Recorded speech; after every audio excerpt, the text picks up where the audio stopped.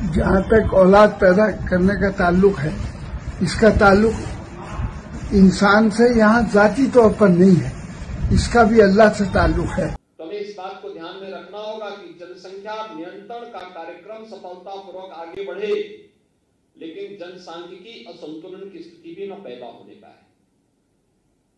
ऐसा नहीं कि किसी वर्ग की आबादी बढ़ने की स्पीड, उनका प्रतिशत ज्यादा हो और कुछ जो मूल निवासी हो उन लोगों की आबादी के स्थिरीकरण में हम लोग जागरूकता के माध्यम से, इन्फोर्समेंट के माध्यम से उसको नियंत्रित करके जनसंख्या संतुलन की स्थिति पैदा करें। जनसंख्या नियंत्रण बिल, सीएम योगी का बयान और वार पलटवार।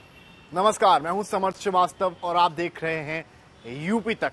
आज हम बात करेंगे सीएम योगी के उस बयान और उसके बाद शुरू हुए वार पलटवार पे, जब कल जनसंख्या दिवस पर मुख्यमंत्री उत्तर प्रदेश योगी आदित्यनाथ ने बयान दिया और कहा कि ऐसा नहीं होना चाहिए कि केवल एक वर्ग की ही जनसंख्या बढ़े, एक बैलेंस रखने की जरूरत है और ऐसा ना हो कि जहां के जो मूल निवासी हैं उन्हीं पर सारी नियमें और शर्तें लागू हो जाएं।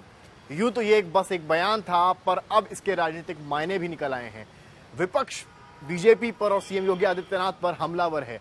असदुद्दीन ओवैसी ने ट्वीट कर डाला और कहा कि भारत में ओवर पॉपुलेशन जैसी कोई चीज है ही नहीं और मोदी सरकार के अंडर सारी गलत चीजें हुई हैं, चाहे वो अनएम्प्लॉयमेंट हो, चाहे वो गरीबी हो, चाहे वो भुखमरी हो, सारी ही चीजें हुई हैं।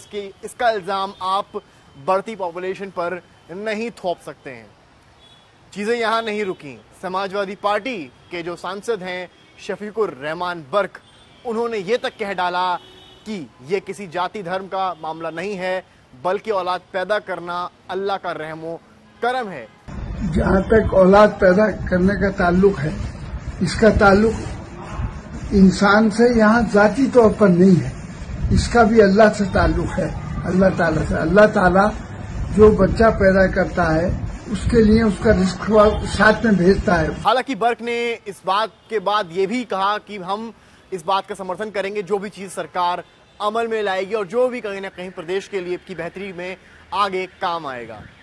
समाजवादी पार्टी के ही अलायंस पार्टनर जनवादी पार्टी के चीफ संजय चौहान ने यूपी तक से बातचीत करी और उन्होंने कहा कि बीजेपी हर चीज में वोट बैंक ढूंढती है और इस तरह के बयान आना एक क्लियर इंडिकेशन है वो हमेशा एक जाति विशेष को दबाती आई है और कहीं ना कहीं एक वर्ग को खुश करने के लिए दूसरे वर्ग के लिए इस तरह के बयान देना बीजेपी की ये पुरानी आदत है।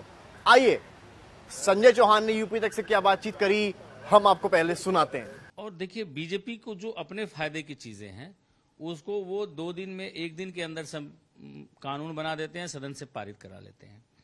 बीजेपी इस जनसंख्या के कानून को पॉलिटिकल इशू क्यों बना रही है? ठोस कानून क्यों नहीं बना रही है? इसको सदन से पारित करके तुरंत कानून बना दे, कानून बना देगा तो निश्चित तौर पर जनसंख्या पर नियंत्रण हो जाएगा।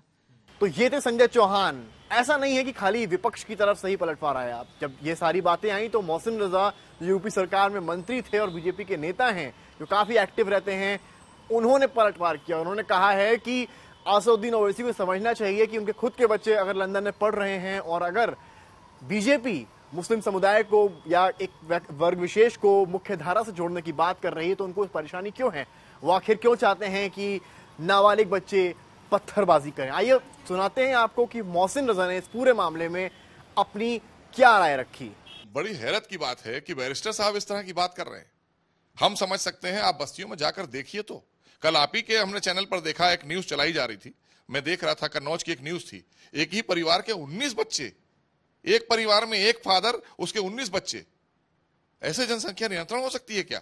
जागरूकता लाना होगी, हम सबको सामूहिक प्रयास करना होगा और प्रयास ईमानदार प्रयास करना होगा आदरणीय योगी जी की तरह कि उन्होंने ईमानदार प्रयास करते हुए ईमानदारी की बात कही है। तो इसमें विचलित क्यों हो रहे हैं विपक्ष के नेता? आप वोट बैंक बनाकर रखना चाहते हैं, हम उन्हें देश का अच्छा नागरिक बनाकर संपन्न करना चाहते हैं और हमारी सोच में आपकी सोच में इतना फर्क है। तो ये हो गई वार पलटवार की बात। आपको बताते हैं कि आखिर ये मामला क्यों लटका है, कहां फंसा है, कहां अटका है। जनसंख्या नियंत्रण बिल आपको याद होगा, पिछले साल अगस्त में इसको लेकर एक बिल, एक ड्राफ्ट तैयार किया गया था। किसने तैयार किया था? रिटायर्ड जस्टिस एएन मित्तल ने। उस दफा भी जब उनकी यूपी तक से बातचीत हुई थी, उन्होंने बताया था उस टाइम पर 8000 के ऊपर जो है सुझाव मांगे गए थे, जिसमें 8000 के ऊपर सुझाव आए भी थे। अलग अलग तरह के सुझाव थे, जिसमें कई सुझावों को इस बिल में शामिल भी किया गया। इसमें गोल्डन कार्ड था, जिनका एक बच्चा होगा उनको गोल्डन कार्ड दिया जाएगा, जिनके 2 बच्चे होंगे उनको ग्रीन कार्ड दिया जाएगा। इसमें यह था कि अगर आप 2 बच्चों से ज्यादा पैदा करते हैं तो आपको कई सारे सरकारी स्कीम्स में बेनिफिट नहीं मिलेगा। तो अगर आपका एक बच्चा होता है तो आपको कई सरकारी स्कीम्स में बेनिफिट मिलेगा। तो वहीं वो लोग जो गरीबी रेखा से कम हैं, वो अगर एक बच्चे के बाद नसबंदी करवा लेते हैं तो उनको कई सरकारी स्कीम्स में एक्स्ट्रा बेनिफिट्स भी मिलने की बात थी।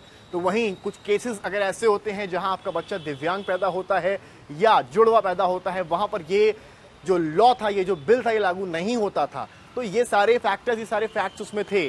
पर जब एएन मित्तल से यूपी तक ने बातचीत करी तो उन्होंने कहा कि मैंने ये बिल 1 साल पहले यानी कि अगस्त में सीएम योगी आदित्यनाथ को हैंड ओवर कर दिया था और अब ये रिस्पॉन्सिबिलिटी सरकार की है कि आगे क्या करना है। जब यूपी तक ने इस बात की तहकीकात करी और सरकार से बात करनी चाहिए तो सरकार की तरफ से कहा गया है कि ये बिल, ये जो ड्राफ्ट एएन मित्तल द्वारा दिया गया था, ये इस वक्त न्याय विभाग के पास है। यानी कि जो न्याय विभाग है वो इसका परीक्षण कर रहा है, इसको देख रहा है, इसको समझ रहा है। और न्याय विभाग के पास ये भी एक फैक्टर है कि वो अगर चाहें तो इसमें कुछ कम या ज्यादा भी कर सकते हैं। और जब ये पूरा परीक्षण पूरी तरीके से न्याय विभाग पूरा कर लेगा, उसके बाद इस बिल को आगे बढ़ाया जाएगा। और जब ये बिल अमल में लाया जाएगा तब पूरी तरीके से जो ड्राफ्ट बनाया था एएन मित्तल ने, इसको उत्तर प्रदेश में लागू कर दिया जाएगा।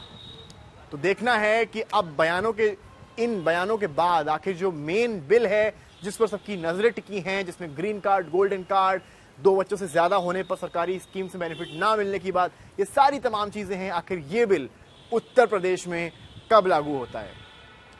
कैमरामैन नीरज कुमार के साथ समर्थ श्रीवास्तव, यूपी तक।